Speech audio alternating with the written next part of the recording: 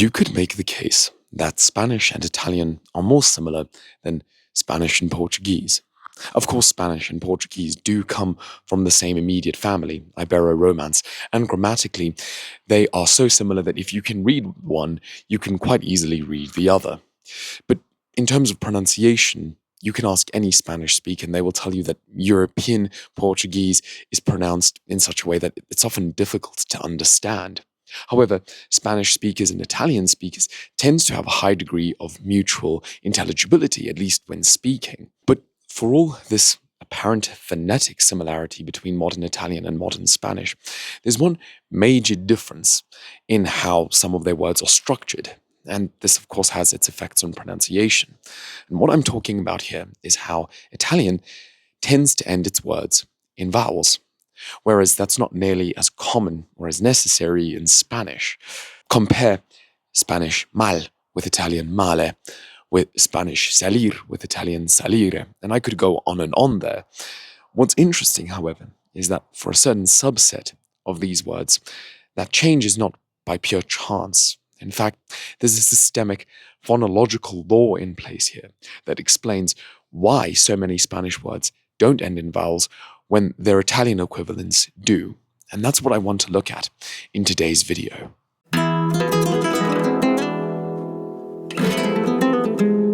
To make sure that we are not comparing mala with arankia here, we'll track the development of the following Latin words into modern Italian and Spanish, and touch where we can upon Portuguese as well. Parietem, hospitale, marem, panem, mensem, etc., etc. As you can see on screen, they are mostly in the accusative case, and this isn't just by happenstance. From my understanding, there's a dispute amongst historical linguists as to which case the Romance languages derive their nouns from. To give us some general idea of what I'm speaking of, and if you're not too familiar with Latin, Latin has 5 different noun declensions. That is to say, any noun is likely to fit in one of 5 different categories. The first category we often consider the category for feminine nouns. They tend to end in a in the subject singular form. The second category that we tend to dedicate to masculine and neuter forms has its singular basic subject noun form end in us or And then there are 3 others that require a little bit more explanation, and that you will have to look at some good Latin resource like Latin tutorial to get a better idea of. What essentially seems to have happened in the transition from Latin to Romance is that those 5 declensions got collapsed more or less into 2 different declensions. The one system for feminine nouns and the other system for masculine nouns. But what's particularly interesting is even beyond that quote-unquote gender distinction, every single one of those categories had 5 different cases. And those cases determined what role the noun played in a sentence. That is, whether the noun was the subject, the object, the indirect object of the sentence, etc., etc. The noun case that usually designated the direct object was called the accusative. It's actually the noun case that we see up here on screen. In the sentence, librum mihi dat, he gives the book to me, librum ends in the accusative. And what we'll remember from that Latin vocabulary I showed earlier on, the accusative tends to end in m. And so we have an interesting challenge already. Scholars tend to agree, without them necessarily being absolutely correct on this, that the modern Romance noun comes from the Latin accusative. But the Latin accusative tends to end in m, and modern Romance nouns don't generally. And the first step to explain this transition is the elision of word final m in Latin. And in fact, it shouldn't surprise us that this letter gets elided over time in the transition from Latin to Romance. Though it's represented by this grapheme m, it wasn't actually pronounced in Latin as the bilabial fricative m. In fact, that m seems more to indicate how the previous vowel was pronounced. That is to say, the vowel before the m was probably nasalized and perhaps lengthened in Latin. So, for example, one of the Latin words for city, oppidum, was probably pronounced oppido. And as a tangent, there's a similarity there with modern European Portuguese. Now, this nasal sound is subtle and thus prone to be elided. There's not a huge difference between oppidum and oppidum, or between luce and lucem. And we don't even have to wait till the Middle Ages to observe that Latin speakers had stopped using this nasalized pronunciation. A figure as early as Quintilian, the famous rhetorician, in Book 9 of his Institutio Oratoria, provides the following somewhat obscure maxim: etiam si scribitur, tamen parum exprimitur, essentially translating as, even though it is written, it's hardly pronounced. Now, is Quintilian there saying that the final M is eliding, or is he simply referring to the nasal pronunciation? Well, Latinists are divided on this point, but the very fact that it's a controversy amongst them is indicative of the direction that this final M is going in. We don't have to look too far from the lifetime of Quintilian himself to find our next promising attestation. In fact, it's as early as AD 79. The Finnish researcher Veikko Vanen, I hope I'm pronouncing the name there correctly, published a foundational study in 1937, which seems to indicate pronunciation of local vernacular Latin in Pompeii before AD 79, when the infamous eruption occurred that froze much of the city in place. In inscriptions in that famous city, we find some interesting evidence that M was ceasing to be pronounced, perhaps even as a nasalization of the previous vowel. For example, we have written ancilla instead of ancilam, porta romana instead of portam romanam, and aide instead of aidem. All of these in instances where the syntax indicates that those should be in the accusative. Now, some scholars do object to that. It's important to note.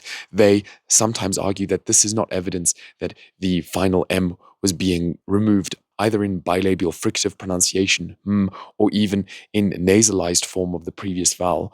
And in fact, this is rather evidence of the fact that the ablative and the dative were taking over roles that were traditionally assigned to the accusative.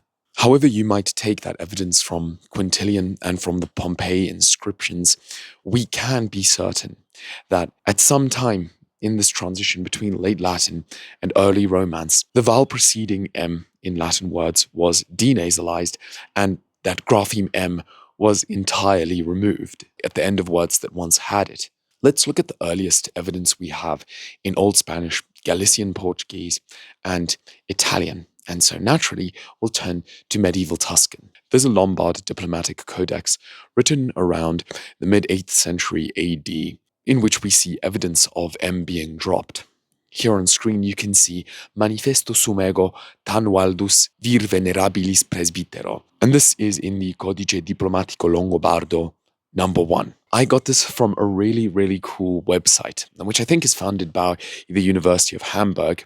It's called Formulae Literae Chartae, and you can see it up here on screen. It's a corpus of early medieval texts, mostly charters, and it's been super useful in finding early evidence of Latin spelling conventions, and also how Latin writing in the early Middle Ages reflected vernacular pronunciation. I just think it's a really, really cool resource, so I'd like to direct you to it if you haven't heard of it before.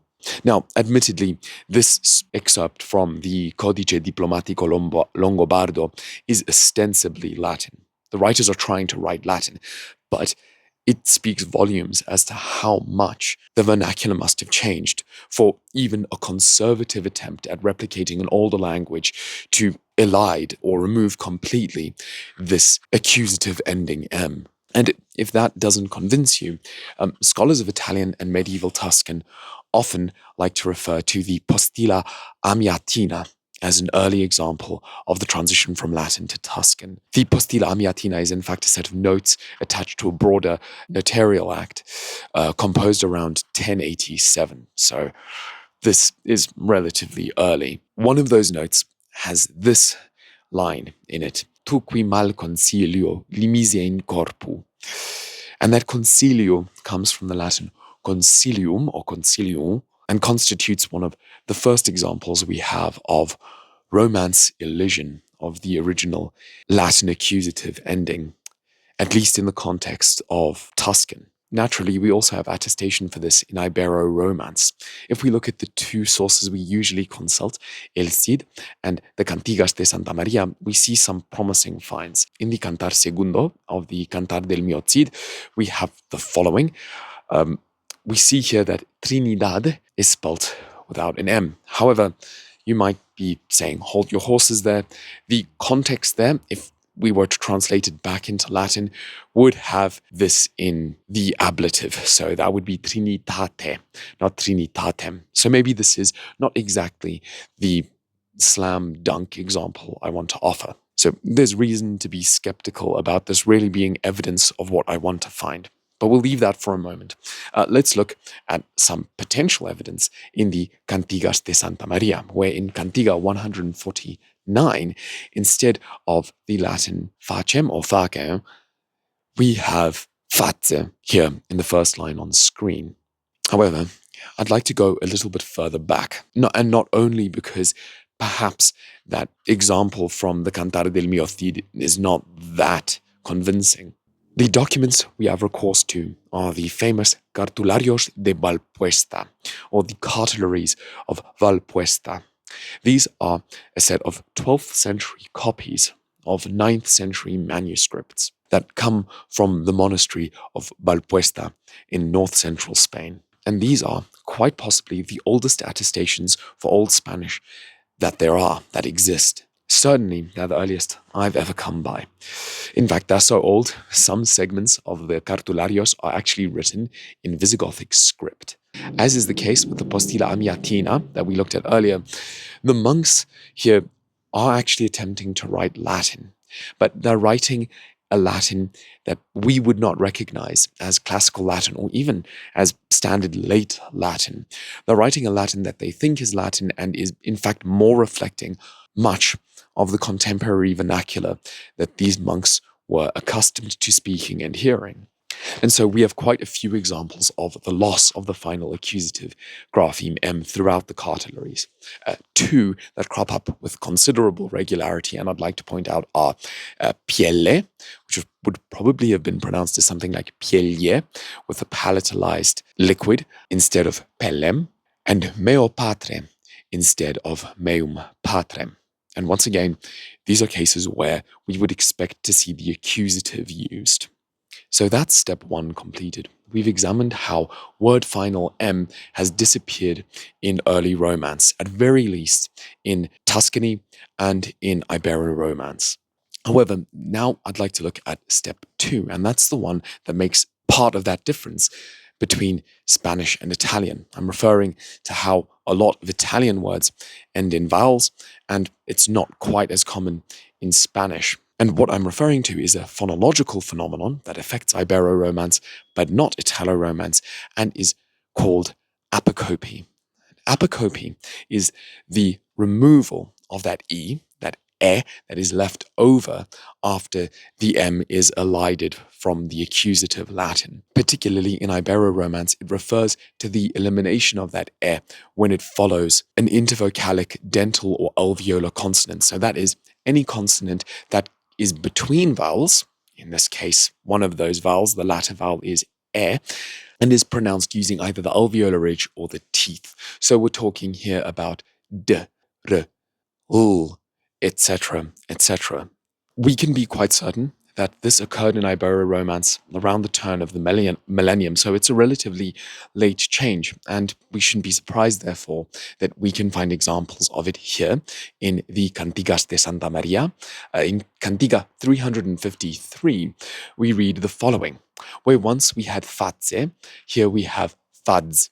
Why there's this discrepancy in the Cantigas de Santa Maria would be fascinating to look at. Is this actually an example that the Cantigas kind of kept some kind of ablative form from Latin, and that's why we see this discrepancy between face earlier and fads here? I actually don't know. I'd love to do a bit more research on that, but if you've got any ideas, let me know, because I would assume that some Latin structures persisted this late, but this is still nonetheless pretty late for that kind of thing to remain.